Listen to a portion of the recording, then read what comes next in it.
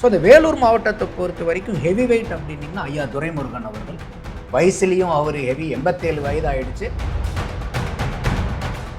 பிரேமலதா அம்மையார் உள்ளார வந்தனால தான் அந்த கூட்டணி வந்து பெருத்த சேதாரத்துக்கு உள்ளாக்குனாங்க. அதனால தான் நமக்கு சீட்டு குறைஞ்சி போச்சு. அப்போ வந்து இந்த இடத்துல திமுக மேலே ஜெகன்மூர்த்தி அவர்களுடைய வெற்றியை பாதிக்குமா? ஏன்னா வாக்கு வித்தியாசங்கிறது வந்து போன தடவை வாங்கினது 10,582 வாக்கு. ஸோ அதில் எந்த அளவுக்கு வந்து தாவேக்காவும் நாம் தமிழர் 2011, 16, 2021 3 தடவை இந்த தேர்தலில் நடந்திருக்கு. 3 தடவையுமே கட்சிக்காரங்களே வந்து ரொம்ப பேசுகிறாங்க. இந்த தடவை அவங்களே வந்து இல்லை, இவர் ஐயா வந்து ஒதுங்கி இருக்கணும், ஒதுங்கி இருந்து ஒரு இளைஞர்களுக்கு வந்து ஒரு வாய்ப்பு அங்கே கொடுத்துருந்துருக்கலாங்கிறது. வைதபிள் நேயர்களுக்கு வணக்கம். நான் பவித்ரா சேவியர். நம்ம ஒவ்வொரு மாவட்டமாக தொகுதி வாரியாக கள நிலவரங்கள் குறித்து பார்த்துட்டு இருக்கோம். அந்த வகையில் இன்றைக்கும் ஒரு முக்கியமான மாவட்டம் பற்றி பார்க்க போகிறோம். அதை பற்றி பேசுறதுக்காக நம்ம கூட நந்தகுமார் சார் இருக்காரு. அவர்கிட்ட பேசலாம். அதற்கு முன்னாடி இந்த வீடியோவை சப்ஸ்கிரைப் பண்ணாமல் பார்த்துட்டு இருக்கீங்க அப்படின்னா சப்ஸ்கிரைப் பண்ணுங்கள். இது மாதிரி நிறைய இன்ஃபர்மேஷன்ஸ் வீடியோக்கள்லாம் தெரியணும் அப்படின்னா உங்களுடைய நண்பர்கள் மற்றும் உறவினர்களுக்கும் இந்த வீடியோவை ஷேர் பண்ணுங்கள். வீடியோவை லைக் பண்ணிவிட்டு தொடர்ந்து பாருங்கள். வாங்க சார்கிட்ட பேசலாம். சார் வணக்கம் சார். சார் இப்போ அடுத்த மாவட்டமாக நம்ம பார்க்கலான்றது வேலூர் மாவட்டம் பார்க்கலாம் அப்படின்னு சொல்லியிருந்தோம். வேலூர் மாவட்டத்தில் ஒரு 4 தொகுதிகள் இருக்குது. இதில் வெற்றி வாய்ப்பு யாருக்கு அதிகமாக இருக்கும்? ஒரு முக்கியமான ஒரு மாவட்டம் அப்படின்னு சொல்லப்படுது. இதில் எந்த மாதிரியான கள நிலவரம் இருக்குது? மக்களுடைய எண்ணம் என்னவாக இருக்குது? வேலூர் மாவட்டத்தில் பார்த்தீங்கன்னா மொத்தமாக 5 தொகுதிகள் இருக்குது. ஓகே. இந்த 5 தொகுதிகள் வந்து ஒரு தொகுதி அதிமுகவுடைய கூட்டணியில் இருக்கக்கூடிய ஜெகன்மூர்த்தி அவர்கள், ஓகே, புரட்சி பாரதம் கட்சின்னு சொல்லிட்டு கீழ் வைத்தினான்குப்பம், கேவி குப்பம்னு சொல்லுவாங்க, தனி தொகுதி. அதில் வந்து அதிமுக கூட்டணி சார்பாக ஒரு சீட்டு, மீதி 4 தொகுதி காட்பாடி, அணைக்கட்டு, குடியாத்தம் தனி தொகுதி, வேலூர், இந்த 4மே திமுக வசம் இருக்குது. ஸோ அப்போ போன தடவை பார்க்கும்போது அதிமுக கூட்டணிக்கு 1, திமுகவுக்கு 4. போட்டி போட்டது வந்து பார்த்திங்கனாக்கா அதிமுகவும் திமுகவும் 4 தொகுதிகளில் நேரடியாக ஃபைட் பண்ணுறாங்க. அதில் 4மே திமுக ஜெயிச்சுது. புரட்சி பாரதம் கட்சியும் திமுகவும் அதிமுக கூட்டணியில் இருந்த ஒரு ஜெகன்மூர்த்தி போட்டி போடல. அந்த கேவி குப்பத்தில் தனி தொகுதியில் அதிமுகவுடைய கூட்டணி வந்து ஜெயிக்குது. இந்த தடவை வந்து பார்த்திங்கன்னா 2026 பொறுத்த வரைக்கும் திமுகவும் அதிமுகவும் 3 தொகுதியில் நேரடியாக போட்டி போடுறாங்க. காட்பாடி, அணைக்கட்டு, வெள்ளூர், இந்த 3லேயும் அவங்க போட்டி போடுறாங்க. புரட்சி பாரத கட்சியும் அதே அதிமுக சிம்பலில், ரெட்டலை சிம்பலில் தான் நிற்கிறாரு ஜெகன்மூர்த்தி, கேவி குப்பம் தனி தொகுதியில். அதே மாதிரி தேமுதிகவும் அதிமுகவும் குடியாத்தம் தனி தொகுதியில் போட்டி போடுறாங்க. இதே வந்து நீங்கள் எஸ்ஐஆர்னுடைய டீட்டெயில்ஸ் எடுத்துட்டிங்கன்னா இந்த மாவட்டத்தை பொறுத்த வரைக்கும் வேலூர் மாவட்டத்தில் 12,80,000 பேர் போன தடவை இருந்தாங்க. இந்த தடவை 11,30,000 பேர், 1.5 லட்சம் பேர் குறைஞ்சிருக்காங்க. இது வாக்கு சதவீதத்தில் பார்த்தோம்னா 11.7%. போல் பர்சன்டேஜ் போன தடவை 2001 பதிவான வாக்கு சதவீதம் வந்து 74.1. ஸோ இந்த வேலூர் மாவட்டத்தை பொறுத்த வரைக்கும் ஹெவி வெயிட் அப்படின்னிங்கன்னா ஐயா துரைமுருகன் அவர்கள். வயசுலேயும் அவர் ஹெவி, 87 வயது ஆயிடுச்சு. கட்சி பொறுப்புலேயும் ஹெவி. அவர் வந்து கட்சியினுடைய பொதுச் செயலாளரும் இருக்கார், அமைச்சராகவும் நீர்வளத்துறை அமைச்சராகவும் இருக்கார். கட்சியிலையும் வந்து ஒரு ஹெவி வெயிட் அவர். ஸோ அவர் வந்து அவருடைய நக்கல் நையாண்டியான பேச்சுக்கு ரொம்ப பிரபல்யமானவர். எவ்வளோ பெரிய ஒரு சீரியஸான டாப்பிக்கை கூட அவருடைய சாதுரியத்தினால ஒரு ஜோக் அடித்து அதை வந்து ஒரு இலகுவாக ஒரு செய்தியை வந்து கடத்தி கொண்டு போயிடுவார். கனெக்ட் வந்து பண்ணுறது வந்து அவர்னால மக்கள்கிட்ட டக்குன்னு போய் ரீச் ஆகிடுவார். ஸோ ரொம்ப பேச்சாற்றல் மிக்கக்கூடிய ஒரு நபர். திமுகக்காக கடுமையாக உழைத்தவர், அதிலெல்லாம் எந்த மாற்று கருத்தும் இல்லை. ஸோ அவர் வந்து இப்போது காட்பாடியில் வந்து நிற்கிறாரு. இவர் வந்து 1996 அவர் வந்து எம்எல்ஏவாக அந்த தொகுதியில் இருக்கார். ஸோ போன தடவை வந்து இவர் வாக்கு வித்தியாசம் ஜெயிச்சது எவ்வளோன்னு பார்த்தீங்கன்னா வெறும் 746 வாக்கில் தான் இவர் ஜெயிக்கிறார். இவ்வளோ பராக்கிரமங்கள் இருக்கக்கூடிய துரைமுருகன் அவர்கள் போன தடவை அதிமுக வேட்பாளரான வி ராமு அவரை எதிர்த்து ஆல்மோஸ்ட் ராமு வந்து கிட்ட வந்துட்டார். கை கெட்டினது வாய் கெட்டலைங்கிற மாதிரி வெறும் 746 வாக்கில் தான் அதிமுக வந்து இந்த தொகுதியை பறி கொடுத்தது. ஸோ இப்போ நான் ஏற்கனவே சொன்ன மாதிரி ஐயா துரைமுருகன் அவர்களுடைய வயது, அவர்களுடைய உடல்நிலை, இதெல்லாம் வந்து அவர் எந்த அளவுக்கு தொகுதியில் போய் முதல் மாதிரி பணியாற்ற முடியுங்கிறத கட்சிக்காரங்களே வந்து ரொம்ப பேசுகிறாங்க. இந்த தடவை அவங்களே வந்து இல்லை இவர் ஐயா வந்து ஒதுங்கி இருக்கணும், ஒதுங்கி இருந்து ஒரு இளைஞர்களுக்கு வந்து ஒரு வாய்ப்பு அங்கே கொடுத்துருந்துருக்கலாங்கிறது அந்த தொகுதி மக்கள்கிட்டையும் அந்த பார்வை இருக்குது, கட்சிக்காரங்கக்கிட்டையும் அந்த பார்வை இருக்குது. ஸோ அதோட வந்து 746 வாக்கில் தான் ஜெயிச்சார். ஆனால் இந்த தொகுதியில் நாம் தமிழர்களுடைய திருக்குமரன் போன தடவை வாங்கின வாக்கு 10,449 வாக்கு. ஓகே. ஸோ அப்போ வந்து அதில் ஒரு 1000 ஓட்டு மாதிரி இருந்தால் நாம் தமிழர் கட்சியினால வாக்கு பெருப்பினால அதிமுகவினுடைய வெற்றி வாய்ப்பு இந்த இடத்துல போச்சு.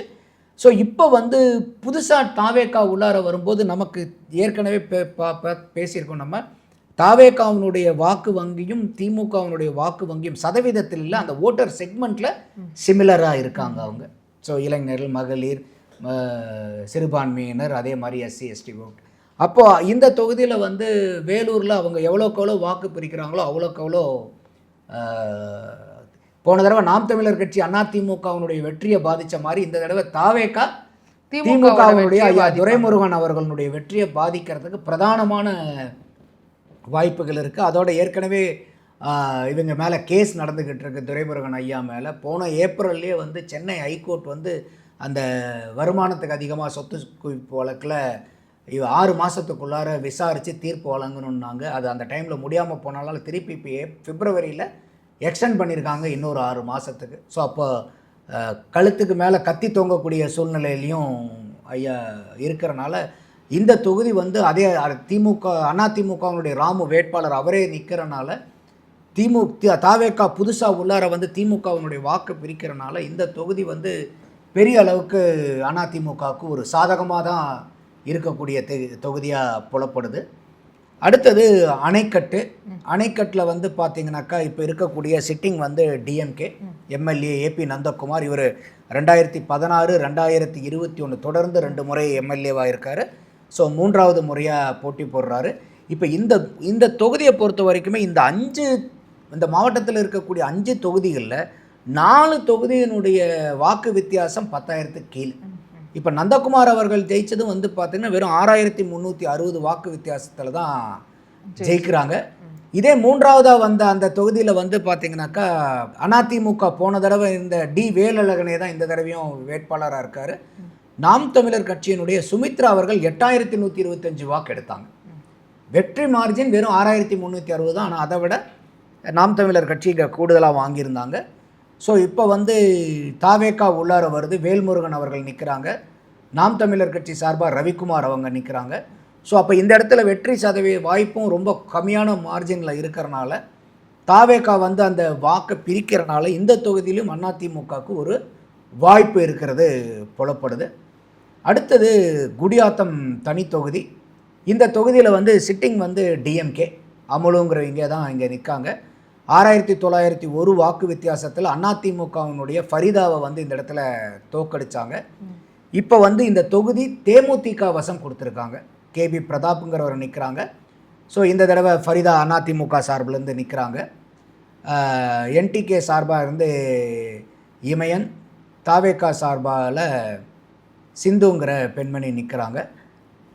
ஸோ இந்த தொகுதின்னு பார்க்கும்போது மார்ஜினும் கம்மி, ஆன்டி இன்கம்பன்சி வந்து தேமுதிகவுக்கு கட்சிக்குள்ளார ஜாஸ்தி. பிரேமலதா அம்மையார் உள்ளார வந்தனால தான் அந்த கூட்டணி வந்து பெருத்த சேதாரத்துக்கு உள்ளாக்குனாங்க. அதனால தான் நமக்கு சீட்டு குறைஞ்சி போச்சு. அப்போ வந்து இந்த இடத்துல திமுக மேலே அவங்களுக்கு இருக்கிற கோபத்தை விட தேமுதிக மேலே கூட்டணி கட்சிகளுக்கும் திமுக கூட்டணி கட்சிகளுக்கும் தேமுதிக மேலே இருக்கக்கூடிய வெறுப்பும் விரக்தியும் ஜாஸ்தியாக இருக்கிறனால எந்த அளவுக்கு வந்து இது தனித்தொகுதியாகவும் வேற இருக்குது. விஜயகாந்துக்கு எப்பயுமே விஜயகாந்துக்கு தனி தொகுதியில் எப்பயுமே அவருக்குன்னு ஒரு செல்வாக்கு அவருக்கும் இருக்குது. ஆனால் இந்த இடத்துல தாவேக்கா இப்போ வர்றனால அந்த ஃபேக்டர் வந்து பெரிய அளவுக்கு நல்லிஃபை ஆகும். ஏற்கனவே வந்து இங்கே பொருந்தா கூட்டணிங்கிற அளவுக்கு அதுக்குள்ளார போய் தேமுதிக போனனால பெரிய சிக்கல் இருக்குது. அப்போ இந்த தாவேக்காவும் வந்து வாக்கு பிரிக்கிறனால வாக்கு சதவீதம் வெற்றி வாய்ப்பு வெறும் 6,900 வாக்கு தான் இந்த இடத்துல வாக்கு வித்தியாசங்கிறனால இந்த தொகுதியிலையும் அதிமுக வேட்பாளர் வந்து தொடர்ந்து அந்த போட்டி போடுறதுனால அவங்களுக்கு வந்து ஒரு சாதகமான சூழ்நிலை இருக்கிறதுக்கு வாய்ப்பு இருக்குது இங்கே. அடுத்தது 4வது தொகுதி நீங்கள் பார்க்கும்போது போன தடவை வந்து 2 தடவை தொடர்ந்து பி கார்த்திகேயன்கிறவர் ஜெயிக்கிறார் அங்கே திமுக சார்பிலேருந்து 2016லேருந்து 2021.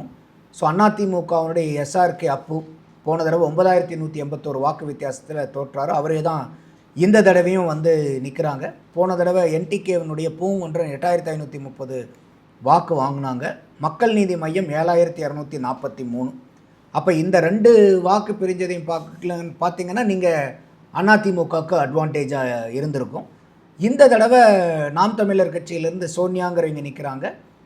தமிழக வெற்றி கழகத்திலேருந்து MM வினோத் கண்ணன் நிற்கிறாங்க. ஸோ இந்த தொகுதியில் வந்து 1977லேருந்து பார்க்கும்போது அதிமுக 2 தடவை ஜெயிச்சிருக்காங்க. அதாவது 1977, அதுக்கப்புறம் 2011 தான். திமுக வந்து 5 தடவை ஜெயிச்சிருக்காங்க. 1980, 84, 89, 2016, 2021. அப்போ இந்த வேலூர் வந்து பார்க்கும்போது உங்களுக்கு அதிமுகவை விட திமுகவினுடைய வெற்றி வாய்ப்பு இந்த இடத்துல ரொம்பவே பிரகாசமாக இருக்குது தான் பார்க்க முடியுது. ஹிஸ்டாரிக்கலாகவும் திமுகவுக்கு வந்து அங்கே அதிகமான பேஸ் இருக்கிறது புலப்படுது. அடுத்தது கேவி குப்பம். இதுதான் இப்போ அதிமுகவினுடைய கூட்டணி கட்சியான ஜெகன்மூர்த்தி அங்கே ஜெயித்தது. இந்த மாவட்டத்திலே அதிக வாக்கு வித்தியாசத்தில் ஜெயித்தது அவர் தான். போன தடவை 10,582 வாக்கு வித்தியாசத்தில் திமுகவினுடைய வேட்பாளரான சீதாராமனை வந்து அவர் தோற்கடித்தார். இந்த தடவை திமுக சார்பாக டாக்டர் ராஜேஸ்வரி மோகன் காந்தி நிற்கிறாங்க அங்கே. நாம் தமிழர் கட்சி சார்பாக கலையேந்திரி, தாவேகா சார்பாக தென்றல் குமார். இந்த 4 கேண்டிடேட் இங்கே வந்து பிரதானமாக ஃபைட் பண்ணுறாங்க. இது வந்து 2008க்கு அப்புறம் நடந்த அந்த டீலிமிட்டேஷனில் புதுசாக உருவாகுனது. 2011, 16, 2021 3 தடவை இந்த தேர்தலில் நடந்திருக்கு. 3 தடவையுமே வந்து பார்த்திங்கனாக்கா அதிமுக கூட்டணி கட்சிகள் தான் இங்கே ஜெயிச்சிருக்குது. ஸோ இந்த தடவை திமுகவும் அவங்களுடைய வேட்பாளரை வந்து இந்த இடத்துல மாற்றிருக்காங்க. அதிமுக கூட்டணியிலேருந்து ஜெகன்மூர்த்தி அவர்களே நிற்கிறாங்க. இது தனித்தொகுதியாக இருக்கிறனால தாவேக்காவுடைய வாக்கு பிரிப்பு எந்த அளவுக்கு வந்து ஜெகன்மூர்த்தி அவர்களுடைய வெற்றியை பாதிக்குமா? ஏன்னா வாக்கு வித்தியாசங்கிறது வந்து போன தடவை வாங்கினது 10,582 வாக்கு. ஸோ அதில் எந்த அளவுக்கு வந்து தாவேக்காவும் நாம் தமிழர் கட்சியும் இந்த தடவை என்ன தாக்கத்தை ஏற்படுத்த போகிறாங்கங்கிறத நம்ம பொறுத்திருந்து தான் பார்க்கணும். இருந்தாலும் இது நம்ம ஹிஸ்டாரிக்கலாக பார்க்கும்போது இந்த தொகுதி வந்து சிட்டிங்கும் அதிமுகவினுடைய அலையன்ஸு, ஹிஸ்டாரிக்கலாகவும் கடந்த 3 தொகுதி அதிமுகவில் இருக்கிறனால பிரதானமான வாய்ப்பு வந்து உங்களுக்கு அதிமுக கூட்டணி வசம் தான் இது இருக்குது. மொத்தமாக இப்போ இந்த மாவட்டம்னு பார்க்கும்போது எத்தனை பேருக்கு? அப்போ இந்த மாவட்டத்தில் இருக்கக்கூடிய 5 தொகுதிகளில் வந்து இன்றைக்கி தேதியில் வேலூர் வந்து ஷூரா டிஎம்கே வசம் இருந்தாலும் அதிமுகவுக்கு வந்து பார்த்திங்கன்னா 2 to 4 சீட்டு வரைக்கும் அவங்களுக்கு கிடைக்கிறதுக்கு வாய்ப்பு இருக்குது. ஏற்கனவே இந்த சீட்டை அவங்க வச்சிருக்கிறது, அதிமுக வச்சிருக்கிறது ஒரே ஒரு சீட்டு தான், அந்த கேவி குப்பம் மட்டும்தான். ஸோ அவங்களுக்கு வந்து ஒரு 2 to 4 சீட்டு வந்து ஜெயிக்கிறதுக்கு வாய்ப்பு இருக்குது. திமுகவுக்கு வந்து பார்த்திங்கன்னா 1 to 3 சீட்டு ஜெயிக்கிறதுக்கு வாய்ப்பு இருக்குது. ஸோ அப்போ இந்த மாவட்டத்துலேயும் வந்து பார்த்திங்கன்னா அதிமுக வந்து கெய்னிங் த கிரவுண்ட்ஸ். ஸோ போன தடவை நம்ம பார்த்த அந்த திருவண்ணாமலை மாவட்டம் மாதிரி அந்த வேலூர் மாவட்டத்திலையும் அதிமுகவுக்கு வந்து வெற்றி வாய்ப்புகள் அதிகமாக இருக்குது. போன தடவை கம்பேர் பண்ணும்போது இந்த 2 மாவட்டங்கள்லையுமே அதிமுக நல்லா ஸ்கோர் பண்ணுவாங்கங்கிறது தான் எதிர்பார்ப்பாக இருக்குது. கண்டிப்பாக சார். இந்த இடத்துகளில் வந்து விஜய் அவர்களுடையும் ஓட்டு பிரிக்கிறதும் சீமான் ஓட்டு பிரிக்கிறதுமே ஒரு முக்கிய பிரதானமாக இருக்குது. இன்னொன்று இந்த வாட்டி நிறைய மாறுதல்கள் ஏற்படும். முக்கியமாக அந்த மார்ஜின் ரொம்ப கம்மியாக இருக்குது 2-3 தொகுதிகளில் அப்படிங்கிறதையும் பார்த்தோம். ஸோ கண்டிப்பாக அதெல்லாம் சேர்த்து என்ன மாதிரி வருது அப்படிங்கிறத பொறுத்து பார்க்கலாம். இவ்வளோ நேரம் நிறைய கருத்துக்கள் சொன்னீங்க. உங்களுடைய நேரத்துக்காகவும் நீங்கள் பகிர்ந்து கொண்ட உங்களுடைய கருத்துக்களுக்காகவும் ரொம்ப நன்றி சார். நன்றி பவித்ரா.